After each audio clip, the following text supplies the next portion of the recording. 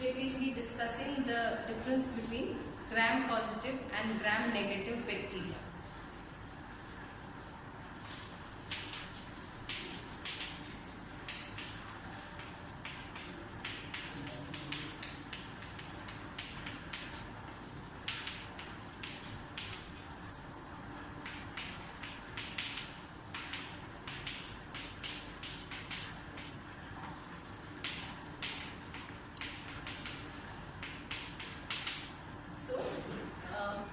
Gram-positive and gram-negative bacteria have been, to differentiate between them, we use a method of gram staining.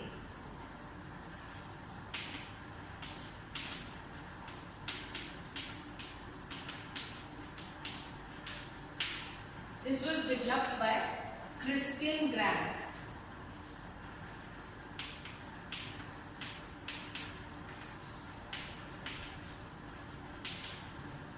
In 1884.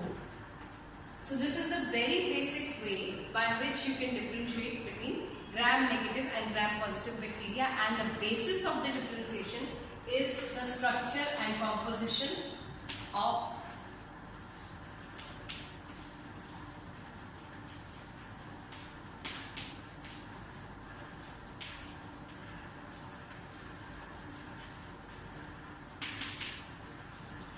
the cell wall.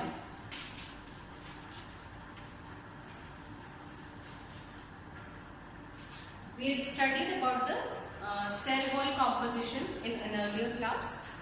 So what is the basic difference in the cell wall structure of gram-positive and gram-negative bacteria? We will see here.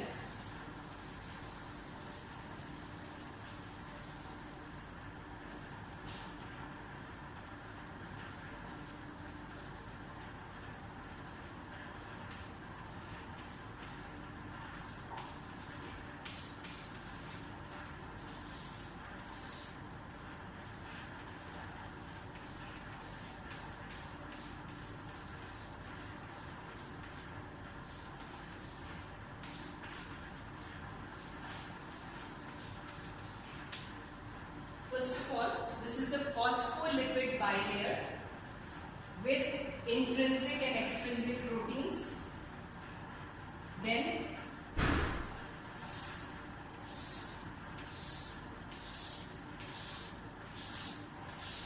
there is a peptidoglycan layer.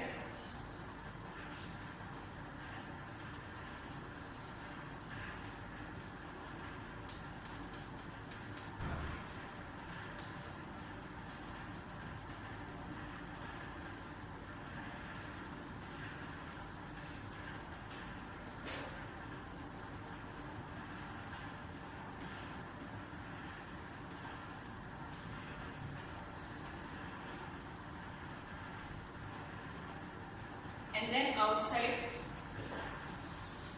is the capsule. So this is the wall structure of a gram-positive bacteria.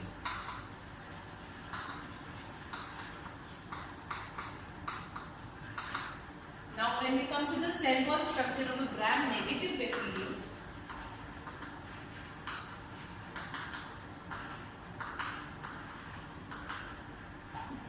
again there is a phospholipid bilayer.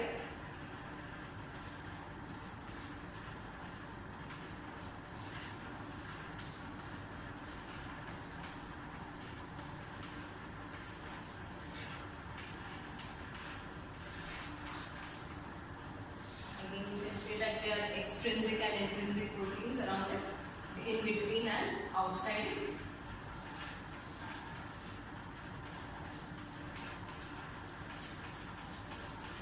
Now the peptidoglycan layer here is quite thin as compared to the gram-positive bacteria. Then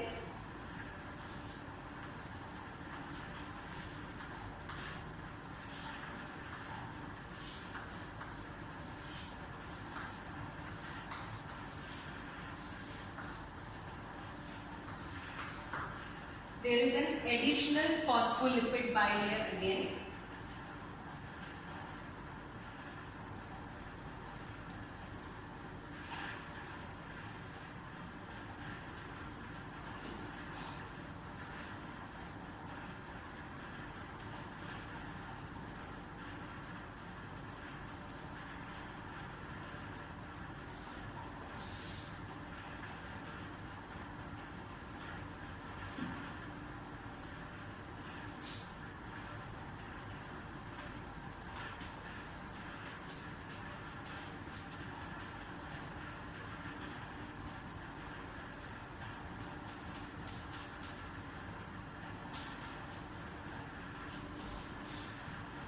Here we can say the peptidoglycan layer is thin, and here the peptidoglycan layer is thick.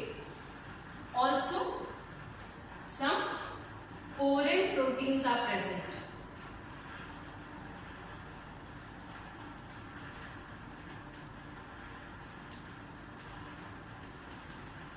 In the gram-negative bacterial cell wall. So now, once you study about the structure of the gram-positive and gram-negative bacterium, you will be able to understand the reason why gram-positive and gram-negative bacteria stain in the particular way that they stain, which I will tell you now. So we can start with the gram-positive, and you have the structure. Now let me explain to you the process. So Christian Gram in 1884 developed this technique of gram staining using a set of stains. The first reagent which he used was Gram's crystal violet.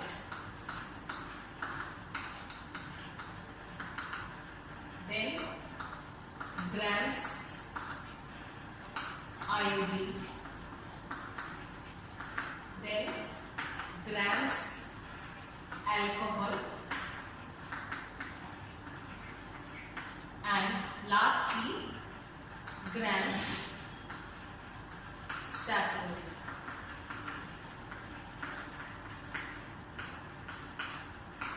So what exactly happens is that a slide is taken. On this slide, a bacterial culture which is already previously prepared. That bacterial culture is an inoculating loop. You know about what an inoculating loop is. So,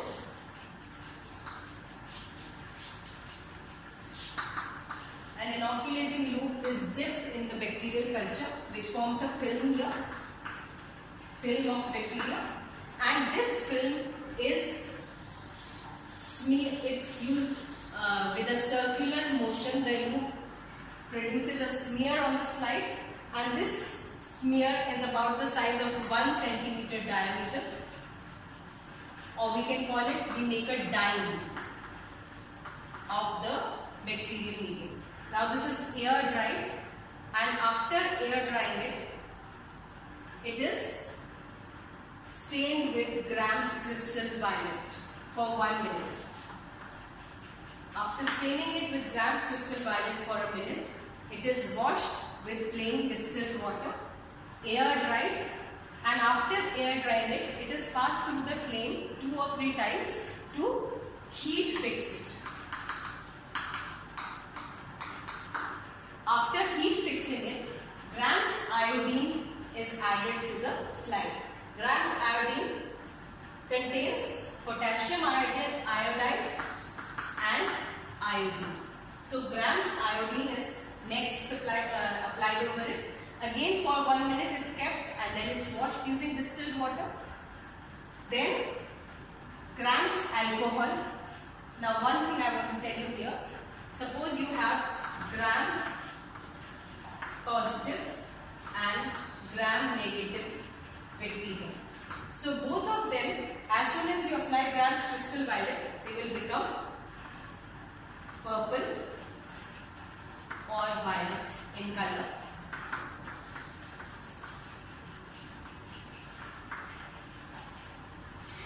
Then on applying Grams, I will write the numbers here so that you can tally with the reagents. When we apply Gram's iodine, what will happen is it acts as a mordant. What is a mordant?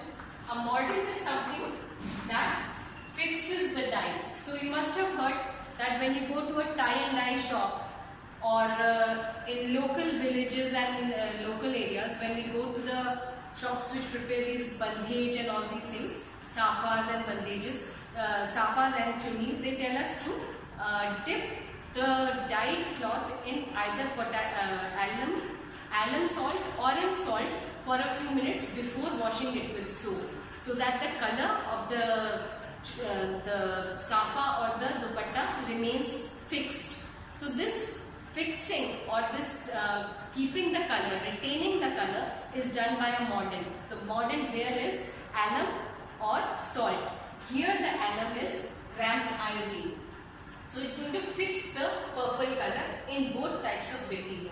So we get purple again after Gram's iodine, they will remain purple or violet.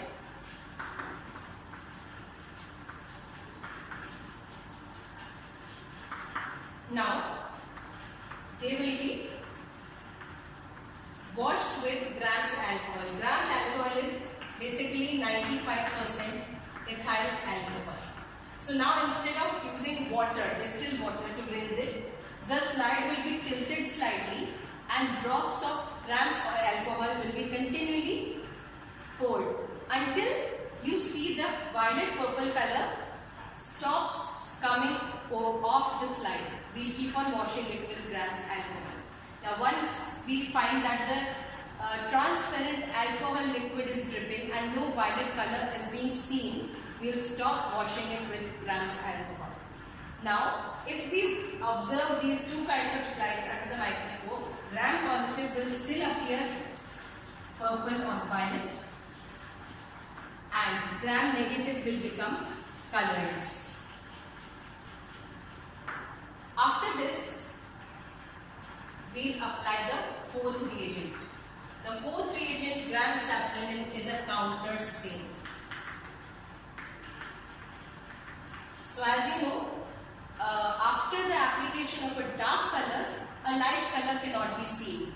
So in safranin, we'll keep it for 45 seconds and we'll see that violet or purple is darker than pink color, so it will not be observed here.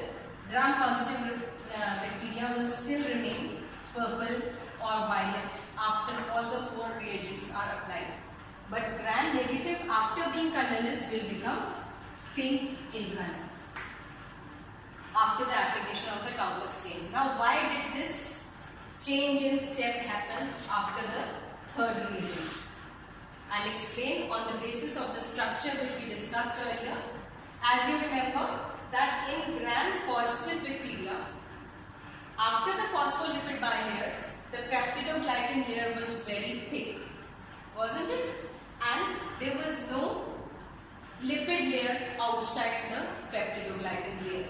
So once the purple color was fixed into the cell wall of the Gram positive bacteria, it could not escape in any of these steps. It was retained by the wall. So here the Gram positive bacteria remain violet in color because the peptidoglycan layer is quite thick and there is no lipid layer outside. A second phospholipid layer is not present outside the thick peptidoglycan wall. Now in Gram negative bacteria, once they were fixed into the violet color was fixed into the cell wall, the peptidoglycan layer was very thick and there was a lipid layer outside the peptidoglycan layer. So what happened was that the lipid layer, when Gram's alcohol was added, because of the presence of porin proteins, the porin proteins provided pores into the cell wall so that the crystal violet could leak through. It could leach out of the cell wall. So once it leached out, the violet color was totally removed and it became colorless. The cell wall became colorless. Now when the cell wall became colorless, it could easily take up the counter stain and that's why it appeared pink in color. So this is a very easy and basic method to differentiate between Gram positive and Gram negative bacteria. Later on, several identification steps are also taken, but this is the first step when we go for identification of bacteria, whether it is in our research work, whether it is for disease, when we go for tests in the lab to tell so that we can get to know which bacterium has affected us so that we can go for proper medication, proper antibiotic treatment. The first step is Gram staining. Once you can categorize between Gram positive and Gram negative bacteria, then we can go on to several other tests so that we can come to the species identification and go for the exact antibiotic medication to be used. Thank you.